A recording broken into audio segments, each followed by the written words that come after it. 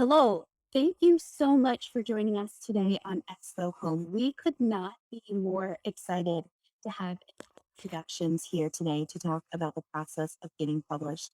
ExVo Home is near and dear to our heart.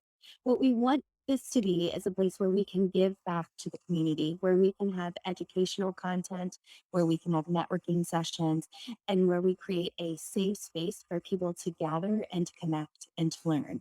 And to do this, we have brought in some of the most amazing people in the industry, starting with the amazing team in Tower Productions, who have been dear friends of us at All Seated for a long time. They need no introduction. I'm going to allow them to introduce themselves. So, in just one moment, I will bring out Natasha and Madeline. And I see some of you are doing it right now. If you hear something you love, please feel free to use the emojis. There is a thumbs up emoji, a heart emoji, and a laugh emoji. That's how our speakers know that the content that they're delivering is exceptional and that you are identifying with it. Thank you so much.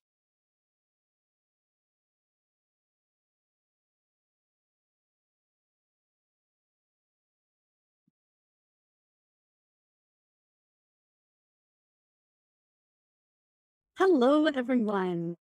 Welcome to Expo Home. This is this is one of the first of many rooms that we'll be able to do. My dear friend Sandy and her team created All Seated. And if you're in the event industry, you know that name, what the technology can do.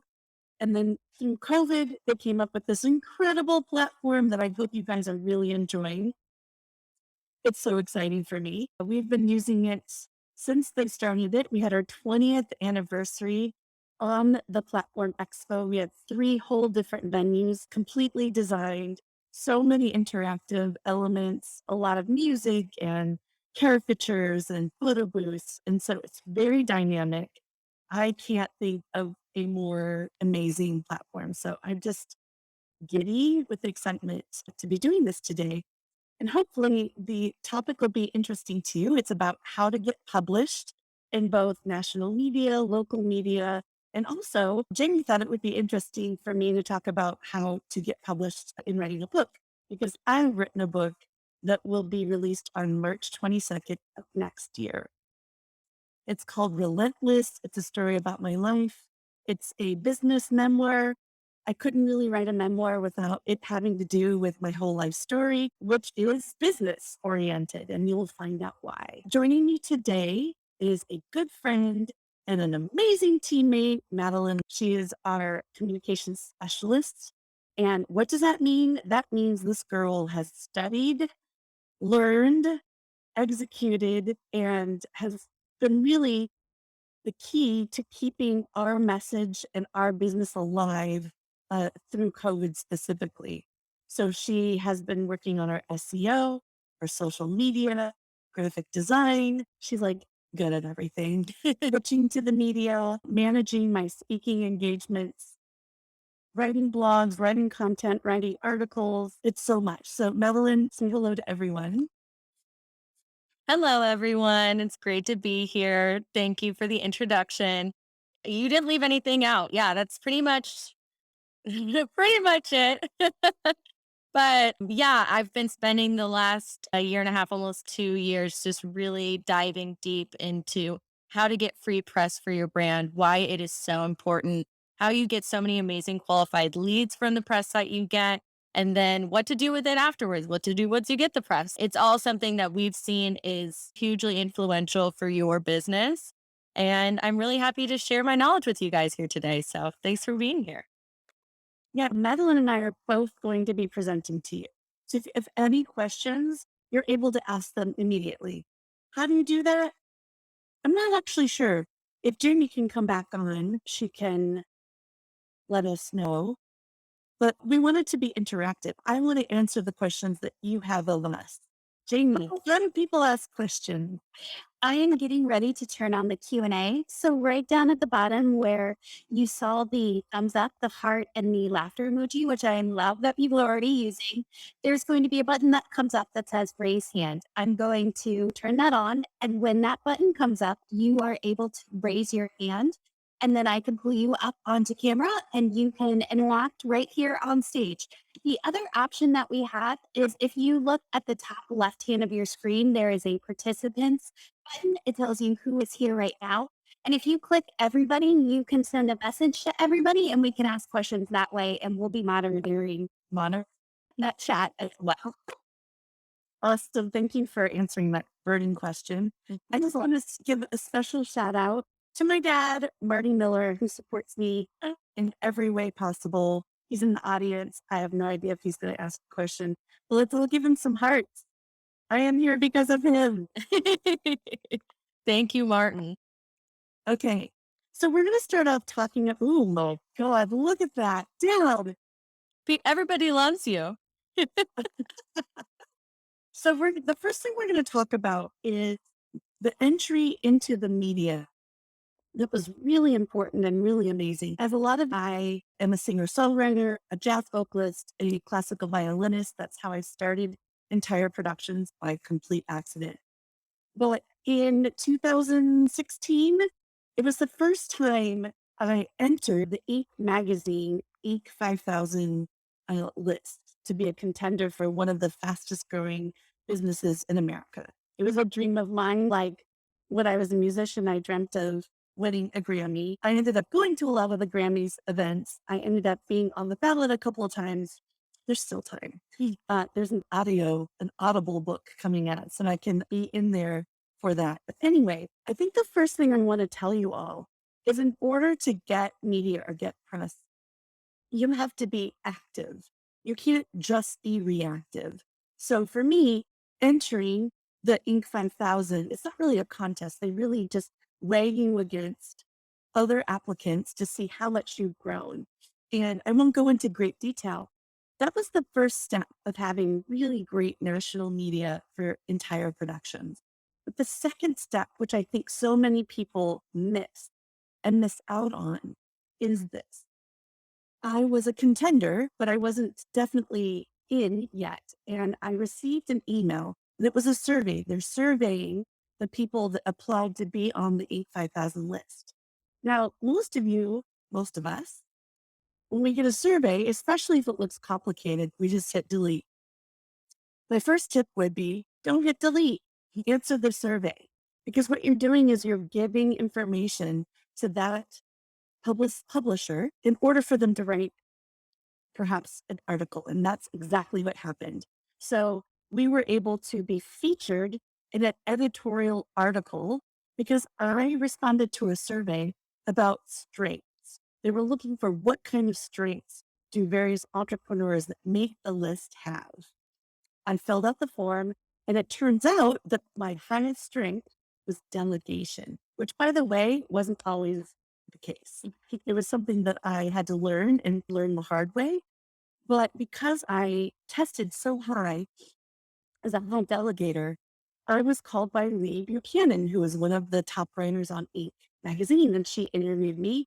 And she said to me, "It's not definite that you're going to be in the article, but because we don't know yet if you've made the list." I think she actually knew that I had, but she couldn't say that in advance. So that was the kickstart to entire productions being in national media. And I'm going to tell you right now, being on that list, which takes hard work and business growth on revenue, is a lot of strategy. It's a lot of pain and suffering and making great mistakes and learning from them. But that was part of the snowball effect. So now that I'm on the Inc. 5000 entire productions and I've been featured in that editorial, it's easier now for us to get the attention of the press. And I'm going to have Madeline chime in here. I just want to make sure. Yes. So one is you have to engage, you have to actively seek out media attention. And I'm going to let Madeline teach you how you can send out pitches, what to do and what not to do. But second, you have to be responsive and quick. So one of the things that makes entire productions as successful as we are, I think, is that we immediately respond to our clients. And we don't just respond to them with, "Hey, I got your message. We'll be right back with you." We send them something meaningful to them, which usually means information, and let them know that we'll give them more once we've gotten some information from them. But we really try to give our bids out to our clients same day. Same thing with the press. You're going to get lost in the dust if you don't answer right away. So, Madeline, first of all, are there questions? I'm just going to assume there's not. And Jamie, if there are, just interrupt us. So, Madeline, I would love for you to talk to everyone about pitching to the media. I'm just going to let you take it from here. Yeah, of course. I'll start where you should start. So for me, when I'm looking through various opportunities to get in the press, you can start to get lost in all the minutia and trends and all. There's so much always going on, and you always want to stay relevant. But you have to always have your core values in mind so that you're not ending up doing press for stuff that isn't with your brand. So I would say getting a set of core values for your brand and your company is the very first thing that you should do before you start getting press. Everyone always says there's no such thing as bad press, which really there technically isn't unless you're doing something whatever. But this is ultimately what's going to be your company messaging, and you're going to ultimately want to take those media placements and repurpose them. So you want to make sure that you're doing media that makes sense. That's what I would say first. And so if you really wanted to just start going for it, you don't have any media contacts, you don't know where to go, the first thing that you should do is you should start getting on Help a Reporter Out. And they abbreviate that by HARO, HARO. That is a service that you can sign up for where you will get daily emails with hundreds of source requests from journalists from all sorts of publications. This is actually the one way that we've gotten in, I think, CNBC, USA Today. I think we've gotten a Wall Street Journal placement through there. And I think that's actually, you know what? That is where I started hearing from Claire Hoffman from Biz Bash and eventually was able to get her private email and develop a relationship with her. She attended our 20th anniversary event.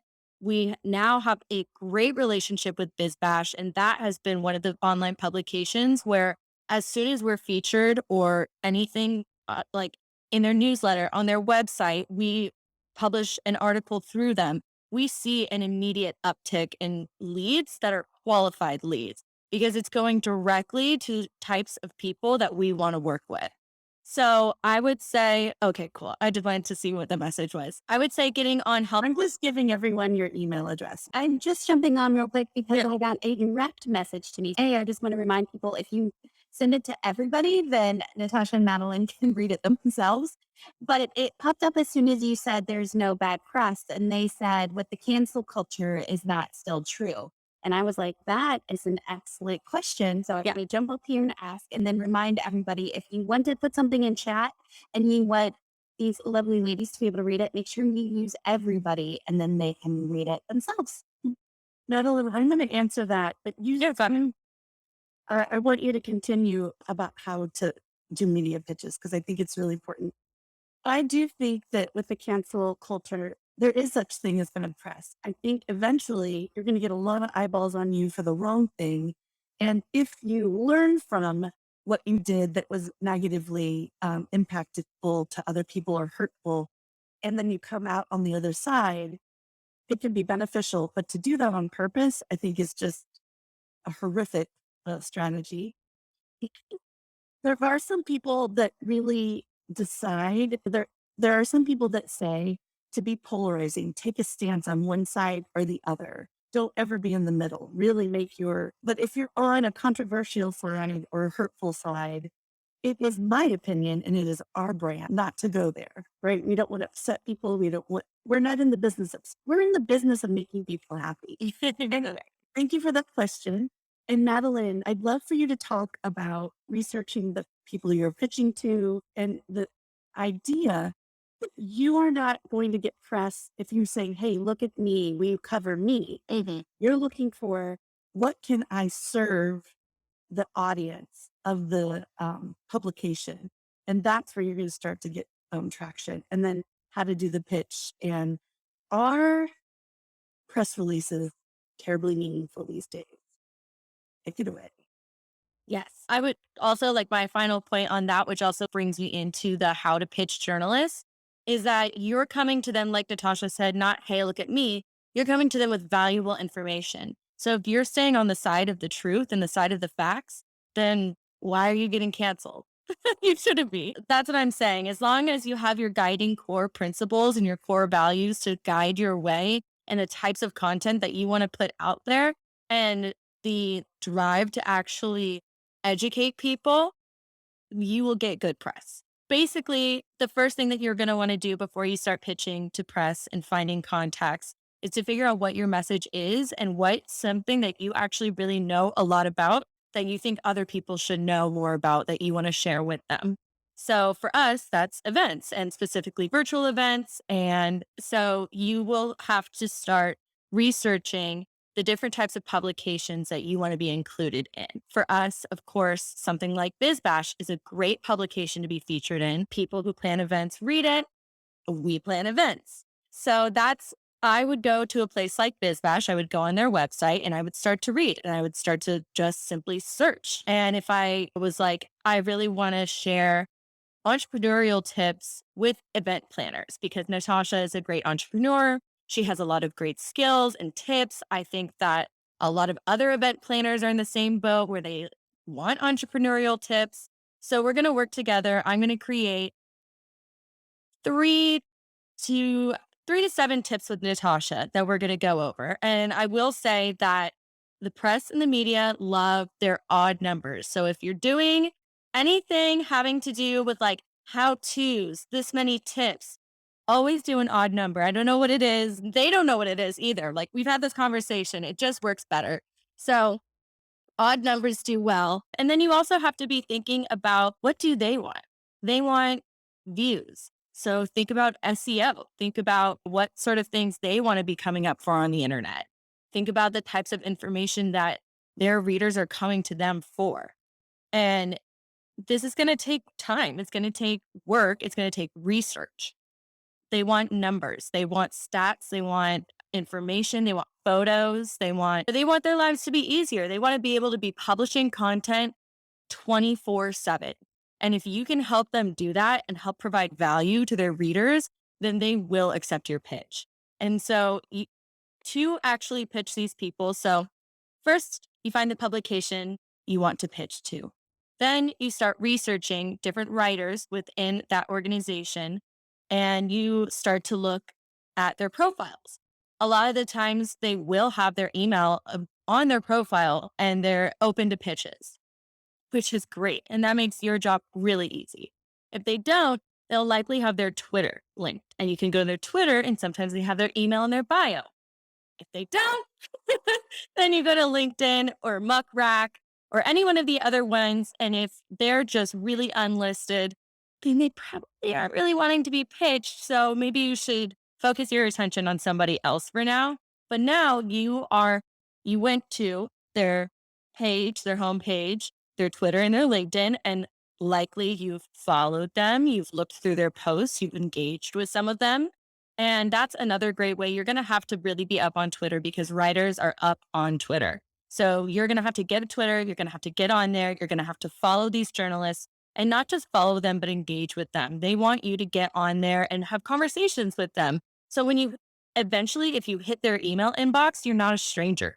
They know you from Twitter because they're like, oh, that's a really cool person that is always engaging with my posts. Okay, let me actually take the time to read this. Yeah. Okay. Just looking at your notes. Once you have a message and you have the contact information of the person that you'd like to send it to, the pitch itself should be very succinct. I typically like to almost write the article for them in a way, just very shortly, just a big overview of what the story is, but with the key data and statistics that make it important. The one that I've been using that really stands out to journalists is that once the pandemic hit, 80% of us saw almost all of our business gone completely. 80% is a really big number and something that you can wrap your head around when instead of saying the pandemic was really detrimental to the event industry. How, and in numbers, it will 80%. Okay, that's something that they can work with. And you provide them the link to that specific piece of information so that you know that you're not just making it up. And that's instantly value in their inbox. And they might not even respond the first time, which is okay because sometimes they read it and they're like, "Ah, that's a really good idea. I don't have the bandwidth for that right now, but I'm going to think about that." And also, if it's something that's like a story that you're like, I have really good insight on this particular story. I want to get my message out. They're not just going to write it about you. They're going to be presented the idea of this story. They're going to hear your side of it. And then they're going to go off and do all of their own research on that specific subject. And then they'll come back to you and likely do a longer interview. And then they'll publish the piece and you'll be one quote out of 10. That kind of happened recently where I was pitching to Inc. magazine about vaccination cards and vaccination proof. And so I sent an email to one of the editors and I told her that I represent a prominent event planner. And so when you pitch, essentially the method is, hello, thank you for the opportunity to contribute. I have an opportunity for you to interview a source to speak on X, Y, and Z and just put the most important juicy details right there at the front. They want to know as soon as they open that email what this is about. Okay. And so you're going to lead with the best stuff. And then you go in and you say, here are the different things that we can talk about. So here's why it's important. Here are the different things that we can talk about. What time do you have to talk about these things? And then at the very end, you can put in more statistics, more bio, more information, pictures, whatever. And you put that at the very bottom. You don't want to try to be putting in all this information about yourself in the pitch itself. The pitch should just be, what is the story? What are the facts? What is the information? All that other stuff about you is icing on the cake. Well, I'd like you to talk about the relevance of full throttle press releases, what they're good for, what they don't work for. Yeah, of course. I think press releases are something that you do only when you have a new product coming out, an event coming out, something really big. So this isn't something that you're going to be doing very often unless I don't know, you're constantly launching products and having big events, which congratulations, that's really cool. Do a press release. You should do a press release when it's something that you're really excited to share with everyone. You're just like, I want everyone to know about this thing. And so a press release should be about a page long. There's a bunch of templates online. You can use any old, honestly, it really doesn't matter which one you use. Just look up press release distribution online, find the first one. Likely the first couple ones will be free or something like that, or you can get a discounted price. You typically do have to pay to publish a press release, which is something that I guess I didn't think of before doing them, but they'll likely have a template for you and it's really easy. And again, it's just the facts. Just put in the facts and the information and all the details and don't go over Who, what, where, when, why. literally that's it. Just answer those questions. Yeah. And as quickly as possible. Yes. And another thing that I just off the top of my head that you're definitely going to want is Grammarly. That is a Google Chrome extension. I even have it in here right now. I can see it in my chat like box that there's a little Grammarly button. And so even if I type in this chat right now, Grammarly will bring up and tell me like, oh, you said that wrong. And then I can fix it. So nothing that I'm putting out there is grammatically incorrect. Always completely 100%, but it gets you there. Yeah. I And wanted to add on the press releases that if you're trying to get a media outlet to cover you as a feature, just sending them a press release is going to do nothing for you. yeah. And if you're paying for these companies to push out the press release, what I think it's good for mostly is SEO, because there are a lot of people that pick up a lot of outlets that pick up these press releases and just put them on their website. So it's good for SEO, but they're not featuring you. They're not going to write a story about you. And that's the biggest thing. A mention, a quote, a paragraph, a feature. This is the pyramid of what you can get published with. So there's a question about, are there certain types of publications that lean more to press releases? And I guess what I would say is create a relationship, give incredible value that they can't deny is good for their audience, make it easy for them. You're going to pitch them in a very short, succinct way in the body of the email. You can follow up by attaching the press release, but you will just be shooting yourself in the foot if you copy and paste a press release in the body of an email and send it to people and hope that there is a reaction. There will be no reaction.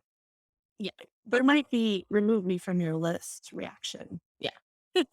Yeah, press releases aren't terribly valuable for people. So, and So that Madeline, let's talk about writing blog posts and contributing as a writer for articles and magazines and blog posts and the experience that we've had thus far. Yeah, of course. First of all, writing blog posts is something that you can do easily for your own website. You can just start doing right away. You don't need to get press or anything for that. You can write blog posts about whatever interests you and whatever you know a lot about. And again, press releases and blog posts are just great for SEO. And so when people are looking up event planner, event production, entertainment production, if you have a blog post that's really valuable and has a lot of good information and has all of those keywords distributedly distributed well throughout that blog post, it'll likely come up in people's Google searches. And so your blog post can start coming up not only in Google searches for leads, but for journalists trying to research different things. And so that's why it's really important to do your own research and to learn things so that you can share your knowledge so that you can write a blog post that's titled like 5 of the best holiday event trends. Okay. And so there's a writer for, I don't even know, USA Today. They're working on a story for holiday party ideas. They Google holiday party trends. We have a really great website with a ton of great blog posts that include those keywords. And they can go to our site and they'll likely find our blog. They'll start to read it. They'll go, wow, these people actually know what they're talking about. Oh, there's actually a contact here. I can just reach out to them and ask them more about this. Being able to share really valuable content and education and being able to educate people online is the best thing that you can do. And so there's That I wanted you to talk about is guest blogging yeah, and guest writing and contributing to other. yeah. So that's tricky too because that's a little bit more of finding the right person within that organization because just a writer if you send them something that you've written, they're going to be like, "Okay, nothing." Because they want to they're right. They're the writers. So you have to find a contact within the organization that you can send written pieces to. So I'm going to use Boost Bash as an example. If I wanted to just have a quote or a feature in an article about something about events, I would contact Claire, who is she's an editor now, but we've known her for a long time, so she can help us with everything. But then there's also, God, I wish I had her. Yeah, Ashley, they have different titles and those people are in charge of the contributed content. So that's you would find someone that had something in their title about contributing content. And you can just go to their publications and it's a bit of digging, but likely you can find a page that has a lot of the employees and what their positions are. And if not, you can get really sneaky and you can go onto LinkedIn and look at the company's page and you can look at people and then you can just search like contributed content or something or whatever and look through the different people on LinkedIn and look at their job titles and just identify who would be the best contact. And you can go from there. And don't feel shy reaching out to people on LinkedIn. It's a professional networking website. Like that's what you're supposed to do on there. And so reach out to them and just say, "Hey, I love oops, I love your writing and I want to talk. Let's hop on the phone or something." Or what So how many articles have we guest contributed to Biz Bash so far? Is it two? something like that. Yeah. Yeah. And So so, they have to be really well written, really well edited. My yeah, dad is a copywriter and a I'm sorry, he's not a copywriter. He's a proofreader, and he always finds like mistakes that we have made. But that's what those people are for, because a lot of writers make mistakes. But you really want a great article written, tip are really well received. You can't really write about yourself. It's not an article about, hey, look at us. Look at entire productions. We're so cool. It has to be almost more anonymous. This is what you can do, not this is what we did do. yeah, Okay, you can do that. yeah. Recently, I actually wrote an article for Ink magazine about singing the national anthem at the Giants game, and I did that as a contributor. I wasn't paid. So as a contributor, you're not paid by the magazine typically. But because I'm in a group called Entrepreneurs Organization, we have a special byline in Inc. magazine. That doesn't mean that they're going to say yes every time. They can deny. But I wrote the article. I think Madeline edited it, and my dad edited it. Then I sent it to the EO writer. They crunched down my, I think, 1,300 word article into 800 words, which is what what Entrepreneur Inc. wanted. And then it was accepted for publication, which was amazing. And the article was, I think it was entitled Seven Reasons to Do What Scares You. So yes, singing the national anthem with no background music, a cappella with a delay of 2 seconds in front of 30,000 plus people, it was something that would be scary to most people, including me, even as a professional musician. So I wrote this article telling the readers what were the elements that were scary, what did I have to lose, but why I did it and what I gained after it. So right now, I would love for people to raise their hand to ask a question or make a comment, come up on stage. I want to see you on one of these windows.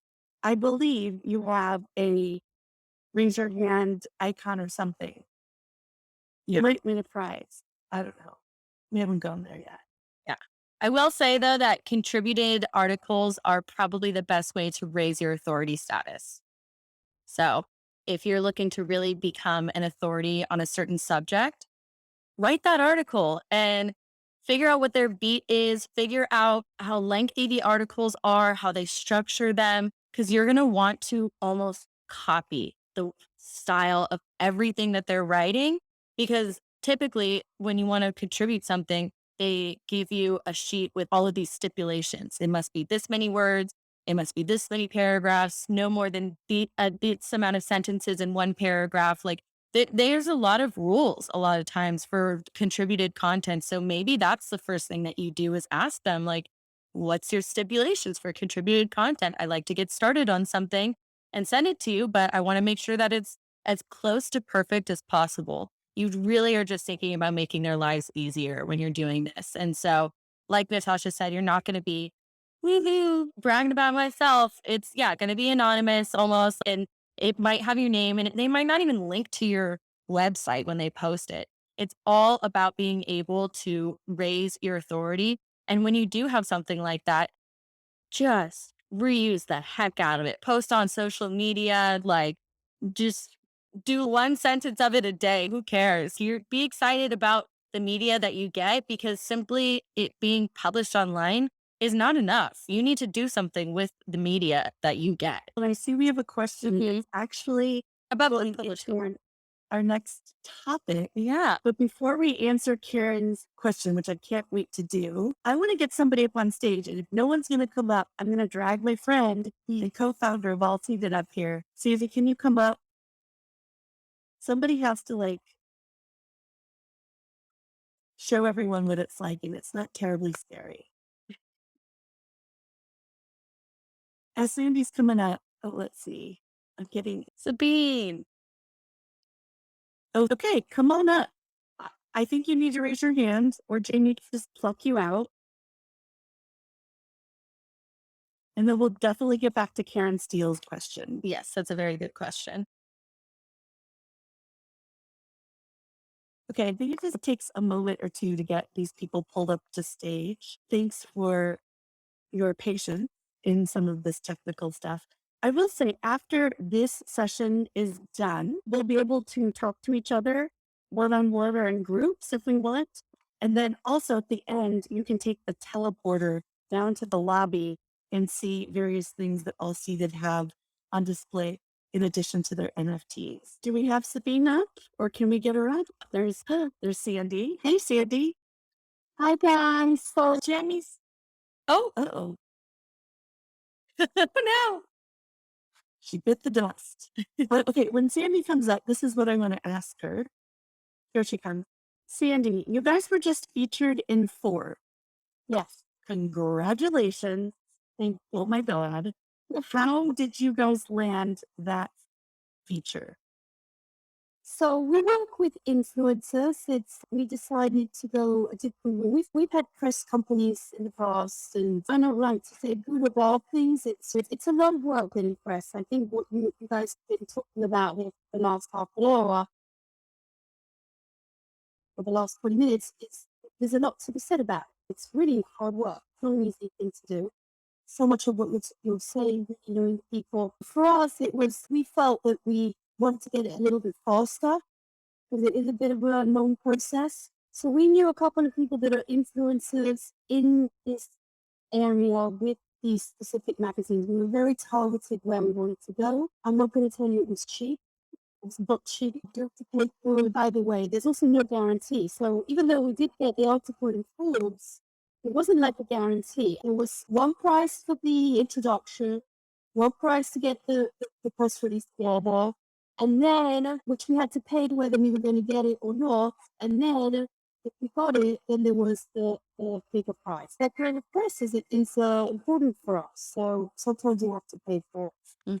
There is such a thing in Forbes, and I'm not sure if this is how you guys are published. I didn't read the byline carefully, but you can pay some publishers to be so Forbes has the Forbes Business Council.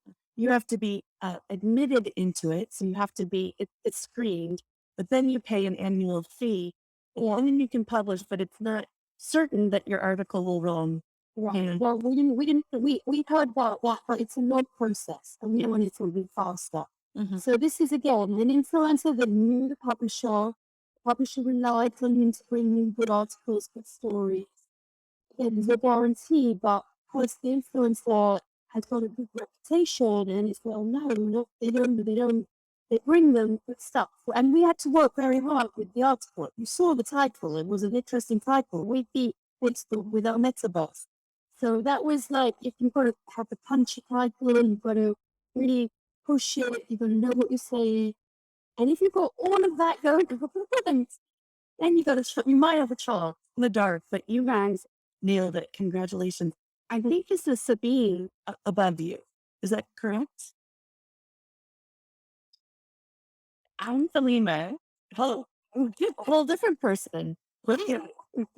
Welcome. Do you have a question or do you want to just join in the conversation? Oh, yeah, I actually had a question. Thank you so much for presenting today, Natasha. And I went to the anniversary party. I really my question is, I oversee events and I maybe because I've done so many, I always wonder in the back of my mind, kind of if I'm going to write a press release, how am I going to make this specific event so appealing to the press? And so I definitely took notes and I think you guys have been so insightful sharing certain things like even SEO. But when you mention like a product launch or an event, I'm thinking I do lots of events. So is it the speaker and like the topic that we're going to talk about that's like an anchor? Or is it the amazing food stations? Like I'm curious about the stations. So if the event is public, and anyone can go to it, you're going to have a better chance of getting put in like the calendar. Like in San Francisco, we have the pink pages, so you can get featured there if you have an event. So do you have a specific event or are you just talking hypothetically? No, just mostly it was easier for when I was working with nonprofits. Yeah. Press really enjoyed working with the development team and nonprofits and galas. However, when more like tech company or tech focus, so that's private sector, it's a as though that PR is harder to come by and Right. A lot of competition. Yeah. Yep. Exactly. So it's about, I'm curious about how to stand out a little bit more. Just like curious to hear your thoughts. Your speakers, if you have anyone that has a big authority or famous, or they've done something amazing, or if you're launching something just out of this world, you really only need to send the press release to the kind of places that are going to cover it. So Vogue isn't going to cover the launch of a robot that helps with SEO, whatever, but TechCrunch would. So you really just have to make sure that you have something that is useful. It's hard.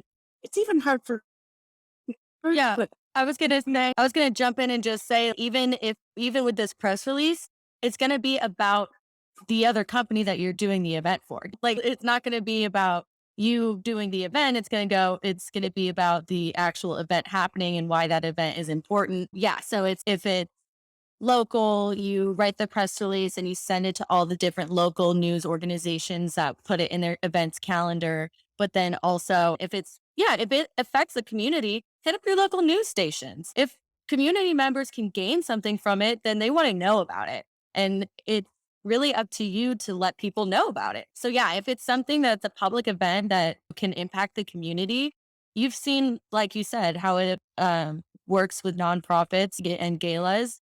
People like to cover that kinds of stuff. also a lot of magazines have a spot reserved for philanthropic endeavors, like San Francisco Magazine and any of those big magazines. They have 2 to 5. I don't know if this is the reason. Of course, they want to help, but also there's a lot of influencers, socialites, famous people that come to these events, and then they get their pictures taken, and then they get to be in that magazine. So it's a win-win for everyone. So thank you for your question. Thank you. I wanted to answer Karen Steele's question. And before we go to that, what her question has to do with is publishing books. So let me just do a quick, brief overview about writing a book. So the questions are Oh, how, sorry, 1 second, Natasha. Before you do that, there's one question about the time frame for releasing press releases based on the event date. So I would say, I don't know. I actually don't have like the answer, but what I would do is 2 months in advance because you really don't want it to be so far out that they can't even wrap their heads around it. And then you don't want it to be so close to the date that that they don't have time to get their ducks in order to actually push it out. But also think about you have to think really hard about all this stuff. You have to think about the publications that you're sending it to, and typically they have a set time frame for when they're posting the event calendar. So do your research on each place that you're sending it to, because they could be like, okay, we just posted our event calendar. This We're not going to post another one until next month when your event has already happened. So that's my answer to that question. So let's talk about and to piggyback on that, print magazines have about a 3 to 4 months um, in advance. So if I want my book to be in a magazine in March, you have to start pitching them in December and January. And so I hope that answers your question. Okay, so publishing a book. You can write a book. It can be nonfiction, it can be fiction, but let's talk nonfiction. So nonfiction would be like a business book or an inspiration like coffee table book of glorious photos or a how-to or a memoir, anything that isn't fiction or sci-fi or romance. Uh, that's what I can speak to. So the reason why I wrote my book is there's so many reasons. One, just let's just be honest, has to do with ego. But I know that this book will elevate my authority. It will get my story and my message out to past clients, current clients, prospective clients. I'm not writing the book to get more clients, but I know that it will do that. I have another endeavor that I'm working on too, and I know that it will gain some authority in that space. It is not an inexpensive situation, and there are 4 main ways to get published. And this is going to lead into what Karen has asked. So there's self-publishing. So just straight up self-publishing on, let's say, you can go, the most basic is row of copies at Kinko's, right? That is self-publishing. Actually, here's my version of that. This is actually my book. It's just one for me to mark it up. But yeah, I could put a cover on this and then I could self-publish it. That is not happening. But there's another step, and that's on Amazon through their KDP program. And they have set sizes, and there's certain things that are set within Amazon that you can do, but you can just basically load your book up. And then anyone who wants to buy it, you buy it on Amazon, they're going to print on demand and ship it for you. So a lot of authors use that. There are other ways to do it. I think BookBaby, there's a couple of different things, but Amazon is the biggest one. The next step is professional publishing. And so that would be with an independent person, and it really is a commodity. So they're providing you someone to lay out the book cover design, the ISBN number or numbers. You buy them in bulks of batches of 10, issuing the copyright, creating your landing page on Barnes and Noble and Amazon, and they're going to charge you a cost anywhere from $6,000 to $15,000 is what I've seen. The third way to do it is hybrid publishing. And that is actually the inverse of traditional. So I'm going to skip over hybrid to traditional so that you'll understand hybrid better. So a traditional publisher, you typically have to get an agent, and getting an agent is really hard to do because what they're looking for is how many books can you sell. So the agent makes a commission of whatever they are able to sell to the publisher. If you have no platform, if you have no way to reach people that would potentially buy your book, then there's no money. And so an agent isn't going to take you, and certainly a publisher isn't going to take you. They're in it for the money, the books sold. They do give you, once you get an agent, if you do, and you do get pushed to traditional publishers, and I'm not talking about the big four. If you are going to get published in the big four, you got to have a personal connection there, or you have to have a lot of followers. Think Brene Brown or Glennon Doyle or a president. So traditional publishers will give you an advance of anywhere from $1 to $1 million. And it's based on what they think that you can sell for them. In return, you're giving up, for the most part, your intellectual property. So the book I just wrote, if I wanted to spin it off into a television show or a movie, actually the publisher would have owned the rights to that. Now I could have negotiated that out of a transaction, but they probably wouldn't be terribly interested in that. And then once you've sold enough books, let's say I got a $30,000 advance. Once I sold $30,000 worth of books, then I would get a royalty of anywhere from 3 to 12%.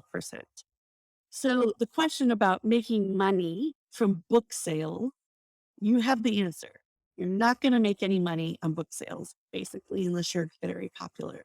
Now, hybrid does it in a different way.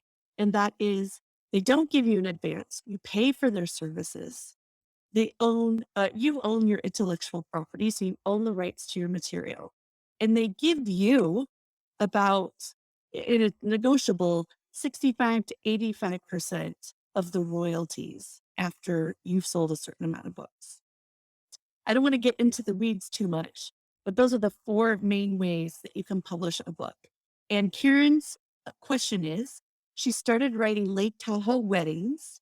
Her challenge was the expense of having the book printed in color. And she's asking for a recommendation for printing publishing. She signed up on Amazon, but she needed a printer that was affordable. Oh,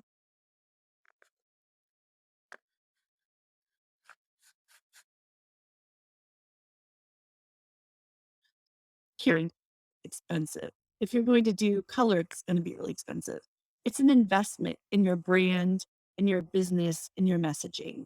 So I can give you that number. And there's this independent publisher that does beautiful books. She used to work at Chronicle Books for 20 years. Her specialty is gorgeous, illustrated, photo rich, color publications. So I can make that introduction. And then being had oh, no, we already answered that. Okay. So let me see. Oh my gosh, we're running out of time. Oh, let's talk about ghostwriting, what the difference between a ghostwriter and an editor is. So I wrote about 50, 60, 70,000 words of my book. It was arranged loosely. If my closest friends and family were to read it, they would appreciate it. They'd get the gist of it. But I think it wasn't in any shape for the general public to really latch onto. I then said, I think I need a ghostwriter. What I didn't know was I wasn't using the right terminology. A ghostwriter would have been someone that I would hire if I hadn't written anything, didn't want to write anything, wasn't a good writer, didn't have time, et cetera, et cetera. You would find a ghostwriter, and there's so many of them, but you have to find the right ones for you and for your brand and your message. You have to understand what you're writing about. And they basically interview you over the course of many weeks, many months. It depends on what you're writing about. And then they write the book for you. And their name is not on the cover. It's work for hire. That is something that I didn't have to do. What I really needed, and I didn't have the words for at the time, was an editor. And the editor that helps me with my book just happens to be from HarperCollins, one of the big four. And he's a brilliant writer. He really made my book come to life. So it's my writing, it's my story, but what he did was make it riveting. He filled in with the colors and the smells and the tastes he would ask me all these questions, but also as he got to know me, he filled in the blanks for me. And if you see our discourse, it's, oh man, right on. How did you know that? So he became me and became my surroundings of the scenes in the book. And he created some suspense in the book as well. And when we write as human beings about our lives, we typically write in essay form, which is fine, but it's not going to be riveting for someone to read the whole book for, in my opinion. So those are the things that we wanted to share with you. I would love to take questions if you guys want to ask in the chat, but more than that, I'd love to have someone pop back up on the stage. Is there anyone who wants to ask a question? I'll give you a couple of seconds. Jamie, do we have any takers? No takers quite yet. Daniel is backstage. I'll just hang out here for a second. Daniel is still backstage, so he can bring people up if anybody would like to come up. It's a little scary to be here on the big screen, so I understand. I mean, I'd love to have you up though, even if you just would like to say hi. I think you should bring my dad up at this point. Natasha Miller. Oh, he's coming up. Get ready, Martin Miller. If my dad can do it, you guys can. Oh, and happy birthday to Jamie. Her birthday was yesterday. Oh, yeah. Happy birthday, Jamie. Thank you so much. It was all lovely, and I felt very loved. So, Oh, good. You are very. All right. So is my dad coming up? in 1 second, I can see him trying to connect to backstage. So as soon Cool. as he's connected, but keep talking and We're going to say our thank yous and almost goodbyes. I would love to talk to you guys robot to robot, screen to screen, video to video, and then we can all go down into the lobby. Everybody, drum roll, please. My dad, Marty Miller, is on the big screen. Hey, Dad. I don't know. You might be on mute, Dad. Bottom left. Before my dad finds his mute button, I'm going to tell you he is an author of over 33 books that you would have found at Home Depot or things like that. How to Better Homes and Gardens. He also wrote this book, which is really cool guide for Ghost Ranch and further. It's a book called Coming to Terms with Archaeology and Paleontology. So, hi, Dad. Can you say something? Okay, so he's on mute. If you go to settings, Martin, if you go on the left, just Yeah, this might take a little too long. So it's 1:30. Dad, you're on screen, so just say hi. And the next time we'll get your microphone all configured. So let's end this session. Thank you so much to Madeline for everything that you do for me and entire productions. I really appreciate you. I know you know that, but I'm just saying that. And please, everyone, give a round of applause to Madeline and her pink couch. and I will wrap things up just by saying thank you, thank you, thank you. You Just so you guys know, when Sandy and I floated this idea, Natasha was, I think, maybe the first or definitely in the first handful of people that we called, and she was immediately on board. And I just appreciate how much that you not only give to this industry as far as inspiration and creativity, you constantly raise the bar, but you are really passionate about giving back to people. And that is evident in the way that people in this industry talk about you and attend your classes and fangirl over you like I have done for so long. So thank you so much. And Madeline, you were amazing as always with your pink couch and your cute pixie haircut. Thank you.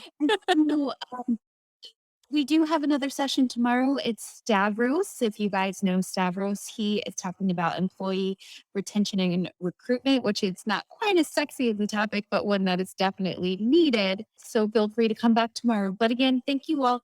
I'm going to turn off the main stage. This will allow you to talk and mix and mingle amongst your robot selves some more.